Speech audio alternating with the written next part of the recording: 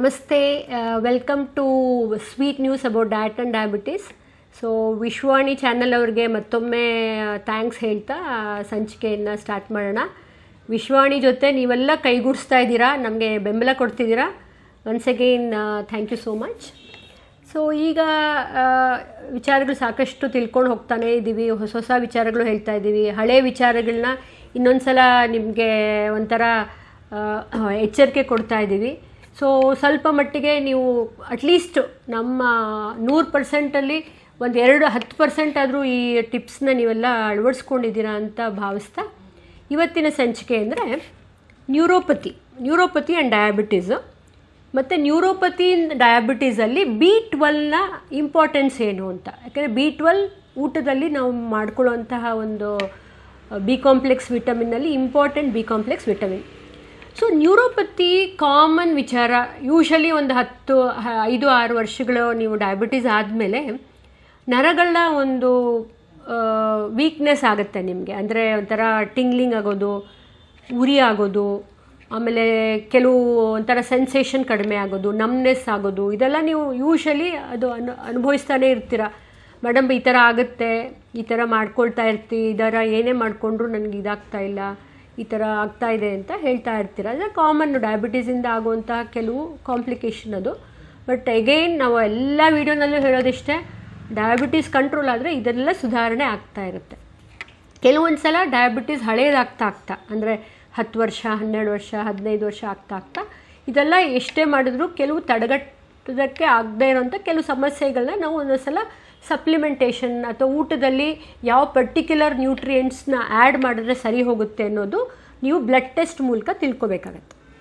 So ಈ ಒಂದು neuropathy ಮತ್ತು B12ನ ಇಂಪಾರ್ಟೆನ್ಸ್ ಏನು, ಅದು ಡಯಟಲ್ಲಿ ಹೆಂಗೆ ಇಂಪ್ರೂವ್ ಮಾಡ್ಕೊಳ್ಳೋದು ಅನ್ನೋದು ಸ್ವಲ್ಪ ಡಿಸ್ಕಷನ್ ಮಾಡೋಣ. ಸೊ ಈಗ ನ್ಯೂರೋಪತಿನ ಸಿಂಪಲಾಗಿ ಹೇಳಬೇಕು ಅಂದರೆ, ಇವಾಗ ನಾವು ಒಂದು ಗೋಡೆಗೆ ಒಂದು ಪೇಂಟ್ ಮಾಡಿಸ್ತೀವಲ್ವಾ. ಸೊ ಪೇಂಟ್ ಮಾಡಿಸಿರೋ ಉದ್ದೇಶ ಏನು ಅಂತಂದರೆ ಗೋಡೆನ ಪ್ರೊಟೆಕ್ಟ್ ಮಾಡುತ್ತೆ ಮತ್ತು ಅಲಂಕಾರವಾಗೂ ಕಾಣುತ್ತೆ. ಸೊ ಅದೇ ರೀತಿ ನಮ್ಮ ದೇಹದಲ್ಲಿ ನರಗಳಿಗೆ ಒಂದು ಶೀಟ್ ಇರುತ್ತೆ, ಅಂದರೆ ಪ್ರೊಟೆಕ್ಟಿವ್ ಶೀಟ್ ಇರುತ್ತೆ, ಅದು ಮೈಲಿನ್ ಶೀಟ್ ಅಂತ ಹೇಳ್ತೀವಿ. ಅದು ಶುಗರ್ ಹೆಚ್ಚಾಗ್ತಾ ಮತ್ತು ವಿಟಮಿನ್ B12 ಡಿಫಿಷಿಯನ್ಸಿ ಆಗ್ತಾ ಏನಾಗುತ್ತೆ, ಅದು ಪ್ರೊಟೆಕ್ಷನ್ನ ನರಗಳಿಗೆ ಪ್ರೊಟೆಕ್ಷನ್ ಕೊಡುವಂಥ ಆ ಲೇಯರ್ ಏನಾಗುತ್ತೆ ಹಾಳಾಗ್ತಾ ಹೋಗುತ್ತೆ. ಸೊ ಹಾಗಾಗಿ ಡೈರೆಕ್ಟ್ ಶುಗರು ನೀವು ಜಾಸ್ತಿ ಆದಾಗ ಅದು ನರಗಳಿಗೆ ಏನಾಗುತ್ತೆ ಡ್ಯಾಮೇಜ್ ಆಗ್ತಾ ಹೋಗುತ್ತೆ. ಸೊ ಹಾಗಾಗಿ ಇದೆಲ್ಲ ಸಿಮ್ಟಮ್ಸ್ ಏನು ನ್ಯೂರೋಪತಿಯಿಂದ ಆಗುವಂಥ ಸಿಮ್ಟಮ್ಸು ಅದು ಜಾಸ್ತಿ ಆಗ್ತಾ ಹೋಗುತ್ತೆ. ಅದಕ್ಕೆ ನೀವು ಏನು ಮಾಡಬೇಕು, ಈ B12ನ ಇಂಪ್ರೂವ್ಮೆಂಟ್ ಮಾಡ್ಕೋಬೇಕು ಮತ್ತು ಈ ಡಯಾಬಿಟೀಸ್ ಕಂಟ್ರೋಲ್ನ ಮಾಡ್ಕೋಬೇಕು. ಡಯಾಬಿಟೀಸ್ ಕಂಟ್ರೋಲಲ್ಲಿ ಕೆಲವು ಮಾತ್ರೆಗಳು ಡಾಕ್ಟರ್ಸ್ ಏನು ಹೇಳ್ತಾರೆ ಅದನ್ನು ನೀವು ಚೇಂಜಸ್ ಮಾಡ್ಕೊಳ್ಳಿ.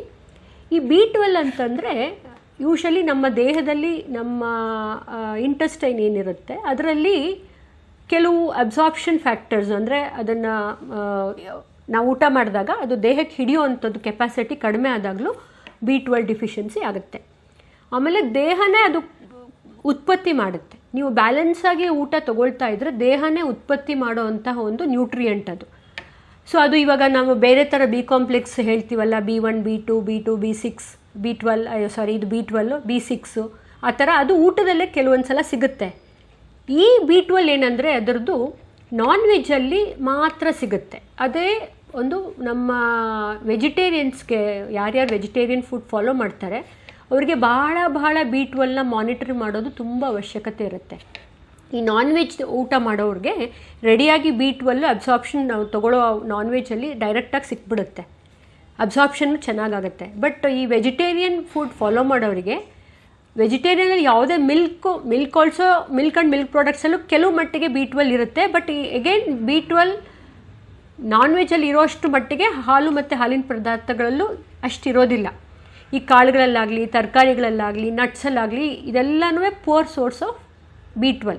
ಅಂದರೆ ನೀವು ಕೇಳ್ಬೋದು, ಮೇಡಮ್ ಈಗ B12 ನಾವು ಸೋರ್ಸಸ್ಸೇ ಇಲ್ಲ ಅಂತಂದರೆ ನಾವೇನು ಮಾಡೋದು ಅಂತ. ಬಟ್ ಬಾಡಿ ಹ್ಯಾಸ್ ಕೆಪಾಸಿಟಿ, ಅದನ್ನು ತಯಾರಿ ಮಾಡುವಂಥ ಕೆಪಾಸಿಟಿ ದೇಹಕ್ಕಿದೆ. ಅದರಿಂದ B12 ವೆಜಿಟೇರಿಯನ್ಗೆಲ್ಲ ಇಲ್ಲವೇ ಇಲ್ಲ, ಎಲ್ಲರಿಗೂ ಡಿಫಿಷಿಯನ್ಸಿ ಆಗುತ್ತೆ ಅಂತ ಹೇಳೋದಿಲ್ಲ. ನಿಮ್ಮ ಆಹಾರದಲ್ಲಿ ಕೊರತೆ ಆದಾಗ ಕೆಲವೊಂದು ಸಲ ನಾವು ನಟ್ಸ್ ತೊಗೊಳ್ಳೋದು ಕಡಿಮೆ ಆಗಿರುತ್ತೆ, ಪ್ರೋಟೀನ್ ತೊಗೊಳ್ಳೋದು ಕಡಿಮೆ ಆಗಿರುತ್ತೆ, ಇಲ್ಲ ತರಕಾರಿಗಳು ತೊಗೊಳ್ಳೋದು ಕಡಿಮೆ ಆಗಿರುತ್ತೆ. ಸೊ ಈ ಥರ ನಾವು ಬ್ಯಾಲೆನ್ಸ್ ಎಲ್ಲಿ ತಪ್ತೀವೋ ಅವಾಗೇನಾಗುತ್ತೆ, ಅದು ಅಬ್ಸಾರ್ಪ್ಷನ್ನು ಕಡಿಮೆ ಆಗುತ್ತೆ ಮತ್ತು ಅದರಲ್ಲಿ ತಯಾರಿ ಮಾಡೋವಂಥ ಬಾಡಿ ಕೆಪಾಸಿಟಿನೂ ಕಡಿಮೆ ಆಗುತ್ತೆ. ಸೊ ಹಾಗಾಗಿ ಕೆಲವೊಂದು ಸಲ B12ನ ನೀವು ಪರೀಕ್ಷೆ ಮಾಡಿದಾಗ ಕಡಿಮೆ ಇದ್ದಲ್ಲಿ ನೀವು ಡಾಕ್ಟ್ರೇ ಹೇಳಿರೋ ಸಪ್ಲಿಮೆಂಟ್ಸ್ ತೊಗೊಳ್ಳೋದ್ರಿಂದ ಸ್ವಲ್ಪ ದಿನ ಅದನ್ನು ಇಂಪ್ರೂವ್ ಮಾಡ್ಬೋದು. ಈ B12 ಇಂಪ್ರೂವ್ ಆಗ್ತಾ ಆಗ್ತಾ ನಿಮ್ಮದು ನ್ಯೂರೋಪತಿ ಚೆನ್ನಾಗಿ ಕಂಟ್ರೋಲ್ ಬರುತ್ತೆ. ಅಂದರೆ ನರಗಳಲ್ಲಿ ನಿಮ್ದು ಏನು ಡ್ಯಾಮೇಜ್ ನಾನು ಹೇಳಿದೆ ಅದರಲ್ಲಿ ಆಗೋವಂಥ ನಮ್ನೆಸ್ ಆಗಲಿ ಅಥವಾ ಟಿಂಗ್ಲಿಂಗ್ ಎಫೆಕ್ಟ್ ಆಗಲಿ ಅಥವಾ ಉರಿ ಆಗಲಿ ಏನಾಗುತ್ತೆ ಅದೆಲ್ಲನೂ ನೀವು B12ನ ಕರೆಕ್ಷನ್ ಮಾಡಿಕೊಂಡ್ರೆ ಖಂಡಿತವಾಗ್ಲಿ B12 helps in controlling the neuropathy. ಇನ್ನೊಂದು ವಿಚಾರ ಏನಂದರೆ ಈ ಆಲ್ಕೋಹಾಲ್ ತೊಗೊಳ್ಳೋರಿಗೆ, ಅಂದರೆ ಕ್ರಾನಿಕ್ ಆಲ್ಕೋಹಾಲ್ ತೊಗೊಳ್ಳೋರಿಗೆ, ಕಂಟಿನ್ಯೂಸ್ ಆಗಿ ತೊಗೊಳ್ಳೋರ್ಗೂ ಇದು ಜಾಸ್ತಿ B12ನ ಡಿಫಿಷಿಯನ್ಸಿ ಇರುತ್ತೆ. ಯಾಕೆಂದರೆ ಆಲ್ಕೋಹಾಲ್ ತೊಗೊಂಡವ್ರಿಗೆ B12 ಅಬ್ಸಾರ್ಪ್ಷನ್ನು ಕಡಿಮೆ ಆಗುತ್ತೆ. ಸೊ ಹಾಗಾಗಿ ನೀವು B12ನ ತೊಗೊಳ್ಳೋರು, ಆಲ್ಕೋಹಾಲ್ ತೊಗೊಳ್ಳೋರು B12ನ ಆಲ್ಕೋಹಾಲ್ ತೊಗೊಳ್ಳೋದೇ first of all it is not good. But ಅಕಸ್ಮಾತ್ ಏನೋ ಅಡಿಕ್ಷನ್ ಇದ್ದಾಗಲೂ ಖಂಡಿತವಾಗಿ ಡಯಾಬಿಟೀಸ್ ಇರೋರು ಈ B12ನ ಖಂಡಿತವಾಗ್ಲಿ ಅಟ್ಲೀಸ್ಟ್ ಒಂದು 6 ತಿಂಗಳಿಗೆ ಒಂದು ವರ್ಷಕ್ಕೋಸ್ಕರ ಅದನ್ನು ಮಾನಿಟ್ರ್ ಮಾಡಿ. ಎಲ್ಲೆಲ್ಲಿ ಡಿಫಿಷಿಯನ್ಸಿ ಆಗಿದ್ದೆ ಅಲ್ಲಿ ನಾನ್ ವೆಜ್ ಇರೋರು ನಮ್ಮ ಗೈಡೆನ್ಸ್ ಪ್ರಕಾರ ಯಾವ ಥರ ನಾನ್ ವೆಜ್ ತೊಗೊಂಡ್ರೆ ಒಳ್ಳೆಯದು ಅನ್ನೋದನ್ನು ಇಂಪ್ರೂವ್ಮೆಂಟ್ ಮಾಡ್ಕೋಬೋದು. ಈ ವೆಜಿಟೇರಿಯನ್ ಸೋರ್ಸ್ ಇರೋರಿಗೆ ಈ ಮಾತ್ರೆಗಳಲ್ಲದೆ ಈ ಫೋರ್ಟಿಫೈಡ್ ಫುಡ್ಸ್ ಅಂತ ಬರುತ್ತೆ. ಅಂದರೆ ಈಗ ಕಾಳುಗಳು ಮತ್ತು ಸೀರಿಯಲ್, ರೆಡಿ ಟು ಈಟ್ ಸೀರಿಯಲಲ್ಲಿ ಫೋರ್ಟಿಫಿಕೇಷನ್ ಆಫ್ B12 ಅಂತ ಹೇಳ್ತೀವಿ. ಅಂದರೆ B12ನ ಎಕ್ಸ್ಟ್ರಾ ಆ ಫುಡ್ಡಲ್ಲಿ ಆ್ಯಡ್ ಮಾಡಿರೋವಂಥದ್ದು. ಅಂಥ ಫುಡ್ಡನ್ನು ಎಗೇನ್ ಮತ್ತೆ ಹೇಳ್ತಾ ಇದ್ದೀನಿ, ಕೆಲವೊಂದು ಸಲ ಶುಗರ್ ಆ್ಯಡೆಡ್ ಗ್ರೈನ್ಸ್ ಇರುತ್ತೆ, ಆ ಥರದ್ದು ತೊಗೋಬಾರ್ದು. ನೀವು ನಮ್ಮ ಹತ್ರ ಬಂದು ತೋರಿಸಿ ಈ ಥರ ತೊಗೋಬೋದಾ ಅಂತ ಒಂದು ಹೇಳಿದರೆ ಆ ಥರ ಸಪ್ಲಿಮೆಂಟ್ ಮಾಡಿರೋಂತಹ B12 ಫೋರ್ಟಿಫಿಕೇಷನ್ ಮಾಡಿರೋಂಥ ಕಾಳುಗಳಾಗಲಿ ಅಥವಾ ರೆಡಿ ಟು ಈಟ್ ಫುಡ್ಸ್ನ ಸ್ವಲ್ಪ ಮಟ್ಟಿಗೆ ಅಳವಡಿಸ್ಕೋಬೋದು. ಮತ್ತು ಕೆಲವು ಇಂಜೆಕ್ಷನ್ಸ್ ಬರುತ್ತೆ, ಕೆಲವು ಟ್ಯಾಬ್ಲೆಟ್ಸು ಬರುತ್ತೆ, ಕೆಲವು ಪೌಡರ್ ಫಾರ್ಮಲ್ಲೂ ಬರುತ್ತೆ. ಸೊ ಇದನ್ನೆಲ್ಲ ವಿತೌಟ್ ಡಾಕ್ಟರ್ಸ್ ಪ್ರಿಸ್ಕ್ರಿಪ್ಷನ್ನು ಖಂಡಿತ ತೊಗೋಬೇಡಿ. ಆಮೇಲೆ B12ನ ನೀವು ಪರೀಕ್ಷೆ ಮಾಡಿಸ್ಬೇಕು. ಫಸ್ಟು ಪರೀಕ್ಷೆ ಮಾಡಿಸಿ ಇವಾಗ ತಕ್ಷಣ ಹೇಳಿದ್ದಾರೆ ಇಲ್ಲಿ ನಮಗೆ ಈ ಥರ ಉರಿ ಆಗ್ತಾ ಇದೆ ಅಂತ ತಕ್ಷಣ ನೀವೇ ಯಾವುದೋ ಒಂದು ಕೌಂಟ್ರಿಗೆ ಹೋಗ್ಬಿಟ್ಟು ಅದನ್ನು ಮೆಡಿಸನ್ ತೊಗೊಳಕ್ಕೆ ಶುರು ಮಾಡಬೇಡಿ. ಬಿಕಾಸ್ ಸಿಮ್ಟಮ್ಸು ಕೆಲವೊಂದು ಸಲ ಬೇರೆ ಕಾರಣಕ್ಕೂ ಆಗಬಹುದು.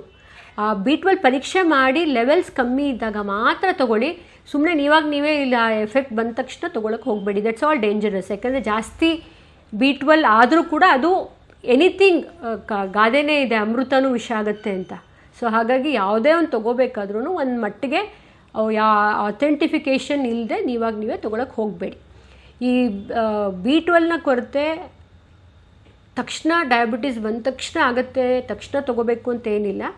ನಿಮ್ಮ ಡಯಟ್ನಲ್ಲಿ ಕಂಟ್ರೋಲ್ ಮಾಡಿಕೊಂಡು ಕಾಳುಗಳನ್ನ ಸ್ವಲ್ಪ ಚೆನ್ನಾಗಿ ತೊಗೊಳ್ಳಿ, ಬ್ಯಾಲೆನ್ಸ್ ಮಾಡ್ಕೊಳ್ಳಿ. ನಿಮ್ಮ ದೇಹದಲ್ಲೇ ಉತ್ಪತ್ತಿ ಆಗುತ್ತೆ ನಾನು ಹೇಳಿದ್ದೆ. ಸೊ ದೇಹದಲ್ಲೇ ಉತ್ಪತ್ತಿ ಆಗೋ ಥರ ಕಾಳುಗಳು, ನಟ್ಸು, ತರಕಾರಿ ಅದೆಲ್ಲ ಬ್ಯಾಲೆನ್ಸ್ ಮಾಡಿಕೊಂಡು ಈ ಫರ್ಮೆಂಟೇಷನ್, ನಿಮಗೆ ಇನ್ನೊಂದು ವೀಡಿಯೋನಲ್ಲಿ ಹೇಳಿದ್ದಿಲ್ಲ ಫರ್ಮೆಂಟೇಷನ್ ಫುಡ್ ಅಂತ. ಈ ಫರ್ಮೆಂಟೇಷನ್ ಫುಡ್ ನೀವು ಜಾಸ್ತಿ ಮಾಡಿಕೊಂಡ್ರೂ ಕೂಡ B12 ಅಬ್ಸಾರ್ಪ್ಷನ್ ಚೆನ್ನಾಗಾಗತ್ತೆ. ಸೊ ಯಾವತ್ತೂ ಅಷ್ಟೇ ನಿಮ್ಮ ಊಟದಲ್ಲಿ ಬ್ಯಾಲೆನ್ಸ್ ಇರಲಿ. ಯಾವ್ಯಾವ ಊಟನ ಯಾವ್ಯಾವ ಟೈಮ್ನಲ್ಲಿ ಅಳವಡಿಸ್ಕೋಬೇಕು, ಯಾವ್ಯಾವ ಸಪ್ಲಿಮೆಂಟ್ಸ್ನ ಯಾವ ಟೈಮ್ನಲ್ಲಿ ತೊಗೊಂಡ್ರೆ, ಯಾಕಂದರೆ time of the supplements also matters a lot. ಯಾಕಂದರೆ ನೀವು ಯಾವ ಟೈಮ್ನಲ್ಲಿ ಯಾವ ಫುಡ್ಡನ್ನ ಎಕ್ಸ್ಟ್ರಾ ನಾವು ಕೊಟ್ಟಿರೋಂಥ ಟ್ಯಾಬ್ಲೆಟ್ಸ್, ಪೌಡ್ರಸ್ ಆಗಲಿ ಅದು ಅಸೋಸಿಯೇಟೆಡ್ ಆಗಿ ತೊಗೊಳೋದ್ರಲ್ಲೂ ನಮಗೆ ಅಬ್ಸಾರ್ಪ್ಷನ್ ಫ್ಯಾಕ್ಟರ್ಸ್ ಇರುತ್ತೆ. ಸೊ ಈ ಎಲ್ಲ ಮಾಹಿತಿಗಳು ನೀವು ತಿಳ್ಕೊಂಡು ನಿಮ್ಮ ಡಯಾಬಿಟಿಸ್ನ ಕಂಟ್ರೋಲ್ ಮಾಡಿಕೊಂಡು ಈ ಸಪ್ಲಿಮೆಂಟೇಷನ್ನ ಯೂಸ್ ಮಾಡಿಕೊಂಡು ಊಟದಲ್ಲಿ ನೀವು ಕರೆಕ್ಟ್ ಮಾಡಿಕೊಂಡ್ರೆ ನ್ಯೂರೋಪತಿನ ಟು ಸಮ್ ಎಕ್ಸ್ಟೆಂಟು ನೀವು ಆ ಸಿಮ್ಟಮ್ಸ್ನ ನೀವು ಅವಾಯ್ಡ್ ಮಾಡ್ಬೋದು, ನರಗಳ ಒಂದು ಫಂಕ್ಷನ್ನ ಇಂಪ್ರೂವ್ ಮಾಡ್ಬೋದು. ಸೊ ಈ ಮಾಹಿತಿನ ಕರೆಕ್ಟ್ ರೀತಿಯಲ್ಲಿ ನೀವು ನಿಮ್ಮ ಜೀವನದಲ್ಲಿ ಅಳವಡಿಸ್ಕೊಂಡಾಗ ನ್ಯೂರೋಪತಿ ಕ್ಯಾನ್ ಬಿ ಇಂಪ್ರೂವ್ಡ್. ಆರೋಗ್ಯ ಮಾಹಿತಿಯ ಇಂಥ ಮತ್ತಷ್ಟು ವಿಡಿಯೋಗಳಿಗಾಗಿ Vishwavani health YouTube channel subscribe ಮಾಡಿ.